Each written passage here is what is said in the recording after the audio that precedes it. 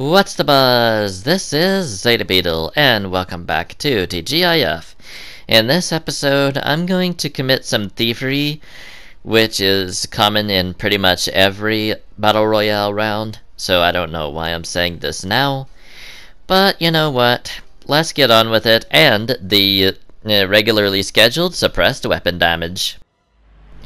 Alrighty, here we go. First round. This one is also the longest, at 7 minutes and 43 seconds. So, from here on, every other round is going to be ever so slightly shorter. The longest round besides this is only 5 minutes and 50 seconds. You'll know that one when I get to it, because I'll tell you exactly when that is. But for right now, let's focus on the here and now. So, once again, I'm landing at Boney Burbs because mainly the reason why I'm landing here is you may be shocked to hear this, but I am so willing to get this challenge done as quickly as possible that I am willing to forego my usual reason of avoiding this place and make it my reason for landing at this place. And of course, I believe you guys know exactly what that reason is, because I and Jester have harped on this reason for ever since we started, honestly, and that is popularity. This is a very, very popular landing spot. So, the fact that I'm landing here to just to get the suppressed weapon damage challenge done as quickly as possible is it is actually something else, because it means my impatience with this challenge overrules any semblance of caution. Although then again, my efforts are usually rewarded, seeing as how Chapter 2 was probably the easiest chapter that I have ever weathered. Because at this point, a lot of players were bots. Like, in my lobbies, more than actual players. But, that then changed with Chapter 3 coming out and reintroducing the places that people actually like and care about, aka Tilted Towers. And let me tell you something. When it finally popped up in the map in Chapter 3, it was very well received. Like, people were landing there so unbelievably often. It became exactly as popular as it did back in Chapter 1, and to all of the most competitive people in the entire game. Like, I kid you not, I would refuse to land there just like I did in Chapter 1, just because so many people landed there and so many times I got taken out. Like, how am I supposed to do anything when I am taken out and placed to 90th or something like that? The correct answer is I can't. So, heck, I can't even enjoy the game if I just get taken out within the first 5 seconds of the round starting. It's like, oh, you're landing in Tilted Towers. Bad thing for you, you're going to be taken out right away, and you're not even going to be able to complete any challenges for the rest of the round. Yeah, I have more than a few issues with Tilted Towers. I'm sorry for those of you who like it, but I don't. I despise it with a burning passion.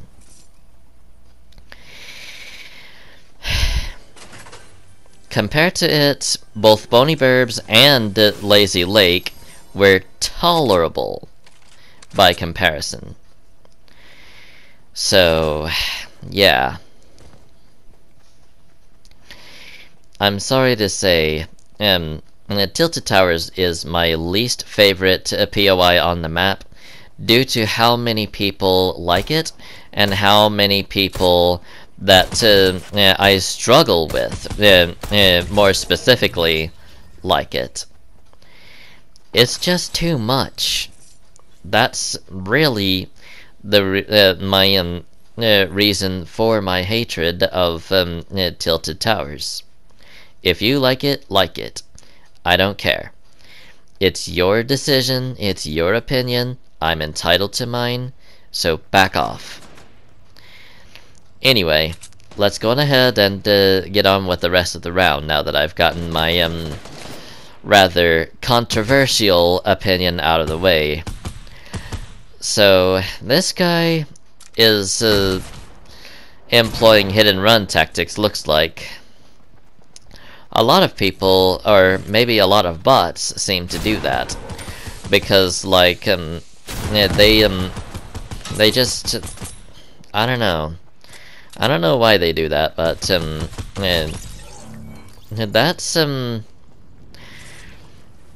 it's actually, a really good strategy to exploit, when you see an opponent do that, because they just, run a little bit, and then turn around and fire, run a little bit, turn around, fire.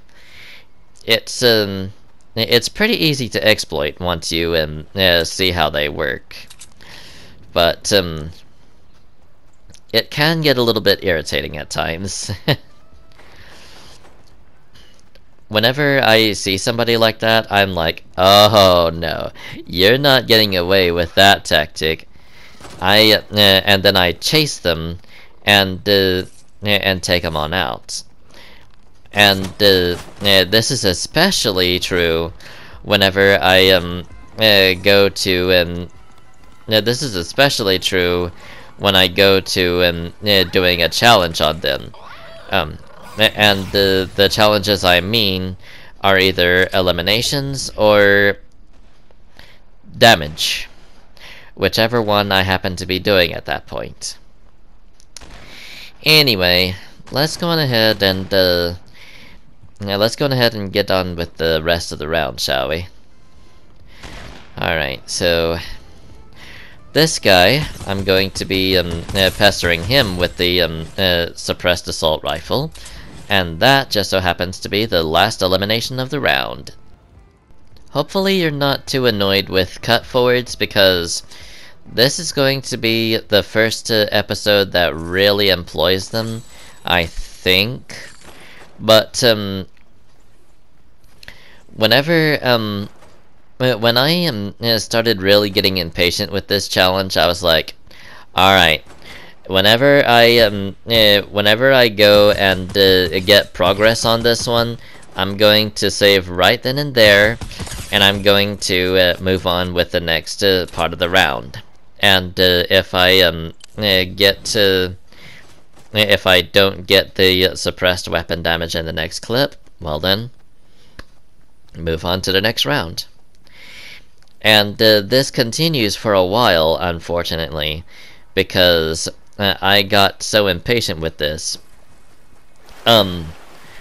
Just a word of warning, the next episode is going to be chock full of cut forwards. It's going to be like an actual failtage.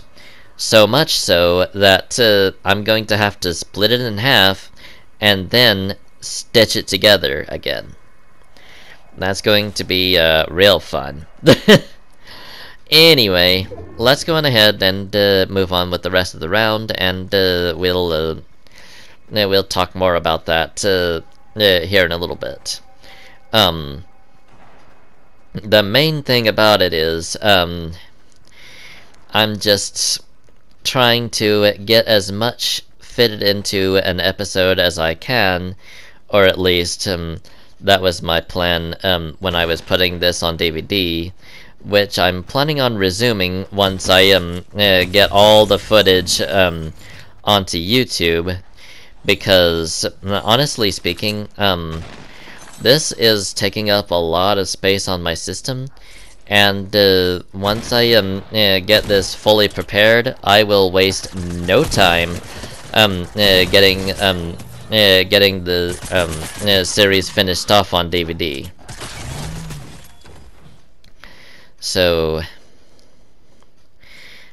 that is easily my least favorite of all of the animal alien parasite fusions, because that goo that sticks to you like that is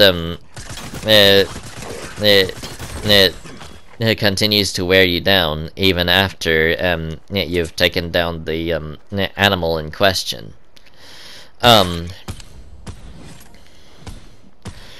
I should grant that honor to players, but the thing that really sets it apart on players as opposed to boars and wolves is the fact that on players it only boosts speed and jump height, but at the cost of 25 health, at least if you are at 100. If you are below 100, however, it doesn't cut your health at all. It just simply stays on your head and boosts your speed and jump height, like I said before. So, yeah. Alrighty, this is the third part of the same round. So, like I said before, I hope you don't really mind cut forwards, because I'm going to be employing them a lot in this episode and the next. So just bear with me, and I'll try and get through it as quickly as possible.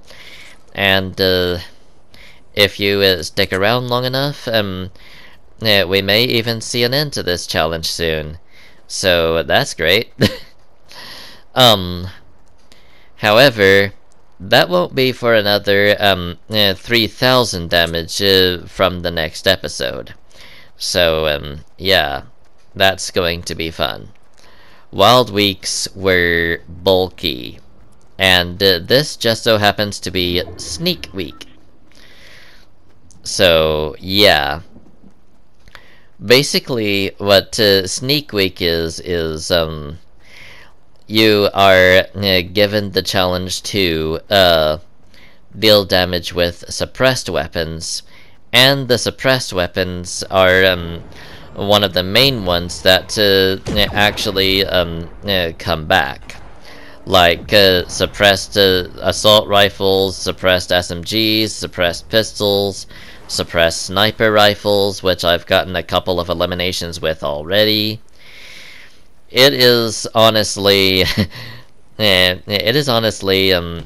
of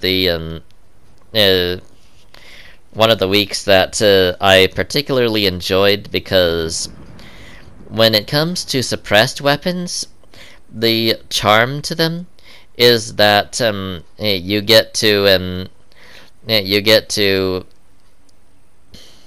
basically attack and eliminate an opponent without another opponent hearing you. So, yeah. That's why I like suppressed weapons. I kinda find myself wondering if they would ever put in a suppressed shotgun.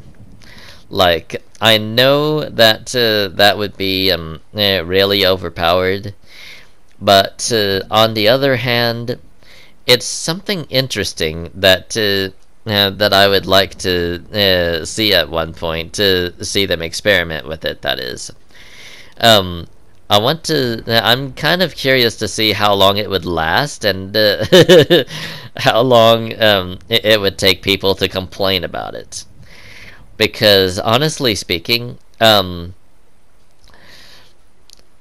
yeah, people complain a lot about every single weapon in the game. Like, there have been many times where the assault rifle itself was modified, and Mostly, it's based on the reload rate and the headshot multiplier, because people will not shut up about the headshots doing too much damage. That's why the sniper rifles for some time wouldn't deal one-shot headshots anymore, despite the fact that sniper rifles are incredibly hard to master. Like, they have a magazine size of 1 most of the time. If you don't hit that one shot, you risk an opponent seeing where you are, and then that sniper rifle becomes a double-edged sword. So if you miss that crucial shot that hits the head and takes out the opponent right away, you yourself risk getting taken out by the opponent, and I believe that's what a lot of people that like the sniper rifles is said, to finally get the headshot multipliers back to one-shot headshots. But that's enough about that. Let's move on to the next round. I'm sorry if the rants about people being overly sensitive about weapon power and all that is getting annoying, but the fact of the matter is, sometimes I cannot help but be annoyed by this community. Like, I get it, sometimes balance issues are actual issues. I get it. But let's face the facts here. There's already an imbalance when it comes to the skill level of the newbies and of the seasoned players. And for those that are only just getting into the game, that are only just starting out, if they keep getting taken out by somebody who is leagues and bounds above them, then how are they going to stay invested in the game? Like, that's my stance. That's the side that I take. If Fortnite really wants to keep new players in the game, they're gonna have to cater to them as well as the seasoned veterans. So the fact of the matter is, when it comes to those people, then just cut some of these weapons a break, okay? Like, seriously. Sometimes Epic does this for a good reason, and that reason is to keep newer players invested.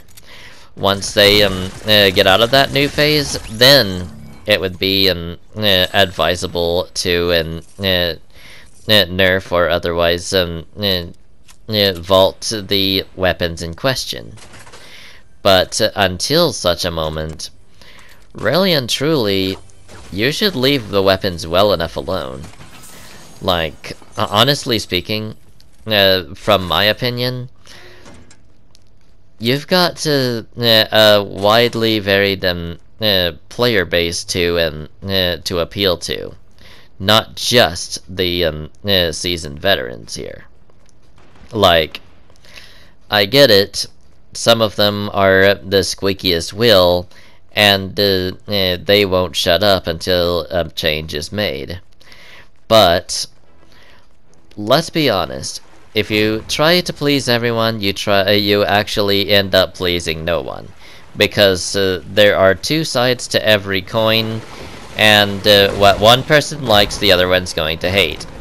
So there's no way to please everyone, and by trying, you're really it's really just not going to be a winning battle for you in the end, honestly. Alrighty, here we go. Now, I believe we are in the second longest clip of the episode. 5 minutes 50 seconds. And already I have gotten a suppressed assault rifle. Nice! So...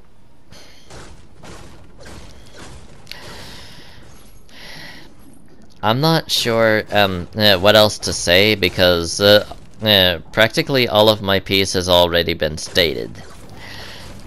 So mostly what I'm going to do here is to commentate on what I see instead of what I remember, because like I said before, my memory is really, really, really poor.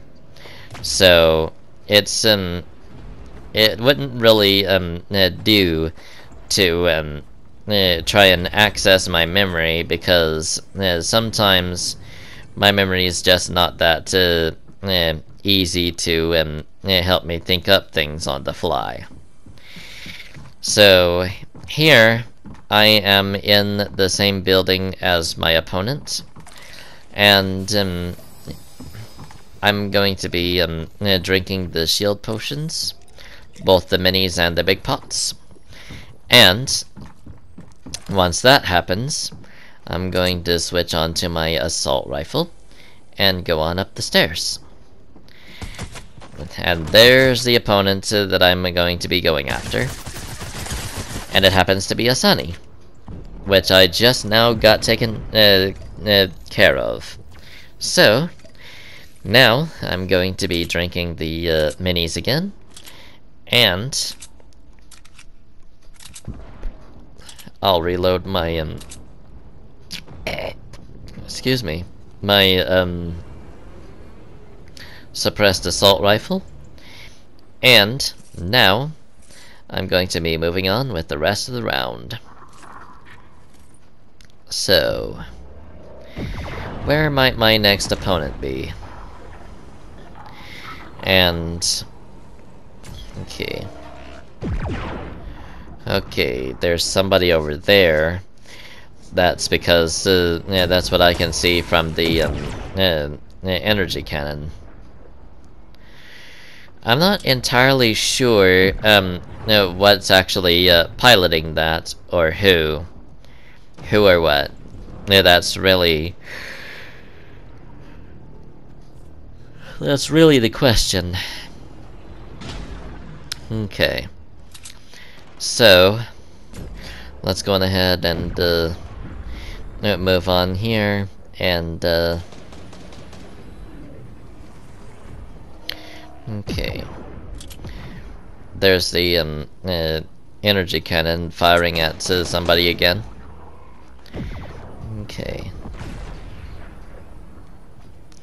Okay, so going down the stairs like this, and oh, okay. Oh, somebody's upset a trespasser. Okay, there's something over here too, so I'm gonna go ahead and check that out. Hello, and goodbye. Alright, so that's taken care of. Okay. Oh, there's a trespasser up there. Okay. Let's go ahead and get up there to him and introduce him to my submachine gun in an up-close and personal manner. Okay. So which floor is he? Okay, I think up another flight, maybe two. Okay, here's the saucer. Okay. No, it doesn't look like he's up here. Alright. Okay. Ah, dang it. Oh well. I guess I'm gonna be carried out of bony burbs then. Okay. Now heading down here like this, and moving on. So, alright. What to do next? Alright. Oh, there's somebody. Alright, let's go. So, right there. Yep. Good old, oh my gosh, that was a good shot. I think that was a suppressed sniper. Okay. I think I'm dead here. Okay. Come on. Okay. Keep, okay. Nope. Oh well. I guess that's that then. Moving on to the next round. Alrighty, next round incoming. This one is 1 minute and 52 seconds. And the next one is going to be a second behind. So, now, let's go on ahead and get on with the rest of this round.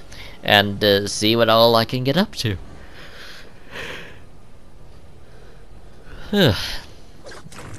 Sorry about that. I have no idea why I'm yawning still. I went to bed at I think a decent hour, and I got up at a fairly decent hour too. Like every morning I get up around 10, and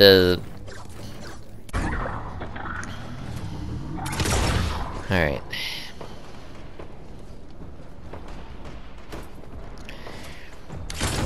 I just don't know. It's just a weird situation.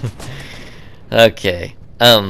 So apparently I flung the taxi into the building with enough force to pop out all 4 of its tires. That's interesting. Okay. Okay, I've got a suppressed sniper rifle. It's not the best, but I have made an elimination with it, so... Okay. Okay. That's a quick scope. And the very last shot that I could manage, and the very last bit of damage I could manage for this round. Alright, this is the final round of the episode. And, like I said before, compared to Tilted Towers, Bunny Burbs and Lazy Lake are both tolerable by comparison. Although then again, that could be said for pretty well all of Chapter 2 as it compared to Chapter 1. I'm sorry, I will state it. I hated Chapter 1. Probably for all of the reasons that everyone else loved Chapter 1. In fact, my only praise of Chapter 1 is in the beauty of Lucky Landing. Like, I absolutely loved the Oriental architecture that place had in it. Like, it was absolutely beautiful. Compared to that, Junk Junction was basically a dump. Tilted Towers is easily the most insufferable in every single form it took out of all of Chapter 1. I did like the futuristic stuff, but then again, every single place that took over was practically insufferable when it came to how many sweats were in it. And that's about it. Alrighty, that seems to be about the end of this episode, and my mini rants about Chapter 1 and Tilted Towers. In the next episode, I'm going to be doing some spliced footage of the same challenge, plus search chest and damage opponents. In the meantime, though, thank you so much for watching. I hope you enjoyed, and I will see you all next time. Until then... Adios, amigos!